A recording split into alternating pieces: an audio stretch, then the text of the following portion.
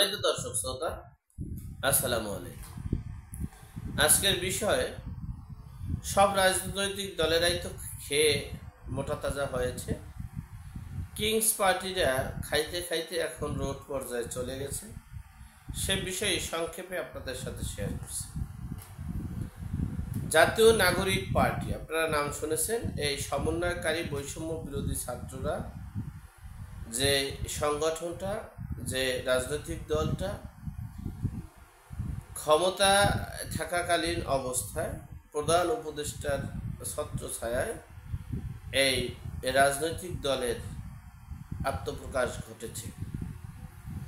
আপনারা ইতিমধ্যেই জেনেছেন যে নিয়োগ বাণিজ্য, এরপরে আপনারা দেখেছেন যে স্থানীয় যে ঢাকার যে ওয়াসা, এই ঢাকার ওয়াসার নিয়োগে আপনারা দেখেছেন সুপারিশের মাধ্যমে নিয়োগ হয়েছে। সুপারিশ তো আর এমনিতেই হয়নি। এরপরে ঊর্ধ্বতন কর্মকর্তারা, সমন্বয়কারীরা, যাদের বলতে গেলে বাড়ি ঘরই নেই, নিম্ন মধ্যবিত্ত পরিবারের সমন্বয়কারীরা, তারা এখন হেলিকপ্টারে চলে। কেউ ফ্ল্যাট, ভালো ফ্ল্যাটে, গাড়িতে, বাড়িতে আসেন। এখন 4000-5000 টাকার পাঞ্জাবি পরেন। সেইগুলো দেখে নিচের, অর্থাৎ উপজেলা, ইউনিয়ন পর্যায়ে, উপজেলায়, জেলা পর্যায়ের নেতাকর্মীরা চিন্তা করতেছে, ওই ভাগ বাটোয়ারা তো আমাদের দিচ্ছে না, তাহলে আমরা বসে থেকে লাভ কি? আমরা যদি সিস্টেমে কিছু কামাই করতে পারি, আবার কামাই না করলেই বা চলবো কিভাবে? এই জন্য তারা এখন উপজেলা, জেলা, ইউনিয়ন পর্যায়ে কামাই শুরু হয়ে গেছে। কামাইটা হচ্ছে, আজকে দুটা পরিচিত করে দিচ্ছে আপনাদের। চট্টগ্রামে এই জাতীয় নাগরিক পার্টির এনসিডিপি, এই এনসিপির যে পার্টিটার, কিংস পার্টি বলি এজন্য, আমি ওই জাতীয় নাগরিক উন্নয়ন পার্টির প্রতিষ্ঠাতা চেয়ারম্যান, তো আমি এই জন্য কিংস পার্টি বলতে সহজ হয় আর কি। যাই হোক, কিংস পার্টির নেতা এই হচ্ছেন চট্টগ্রামে, ওনার নাম হচ্ছেন আসাদুজ্জামান রাফি ও আব্দুল কাদের ইমন।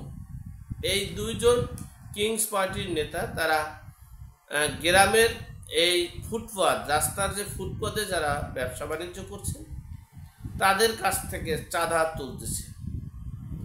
চাঁদা বলে ভুল হবে, বকশিস তুলতেছে।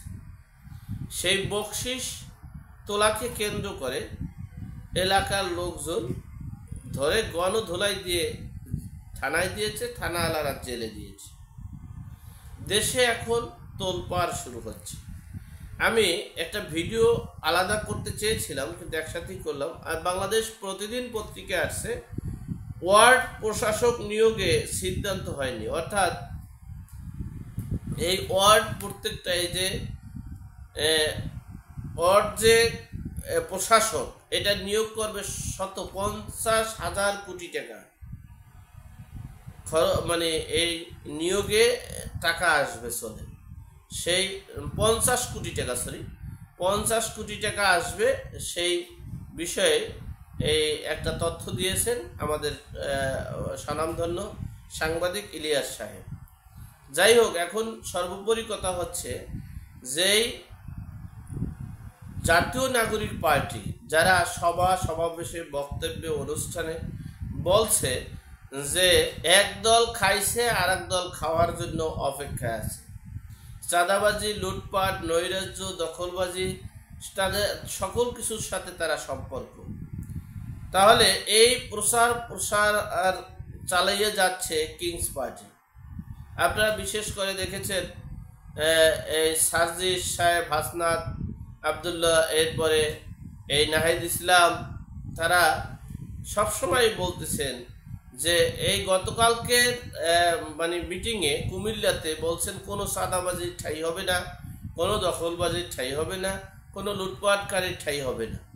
ঠিক আছে, কিন্তু সেই কিংস পার্টির মানে একবারে উপজেলা থেকে শুরু করে এখন চাঁদা তোলা শুরু হয়ে গেছে। আর যেই পার্টিটার এখন পর্যন্ত নিবন্ধনই হয়নি সেই পার্টির নেতাকর্মীরা সদস্যরা লুটপাট নৈরাজ্য চাঁদাবাজি শুরু করছে। এখন তারা কিভাবে নিবন্ধন পাবে? আমি আশা করব এই কিংস পার্টির কাছ থেকে আশা করব আপনারা আগামী দিনের ভবিষ্যৎ আপনারা স্বচ্ছতার সহিত জনগণের প্রত্যাশা পূরণের লক্ষ্যে এগিয়ে আসুন। আল্লাহ আমাদের সকলকে হেদায়েত নসিব করুক, আমিন। আসসালামু আলাইকুম।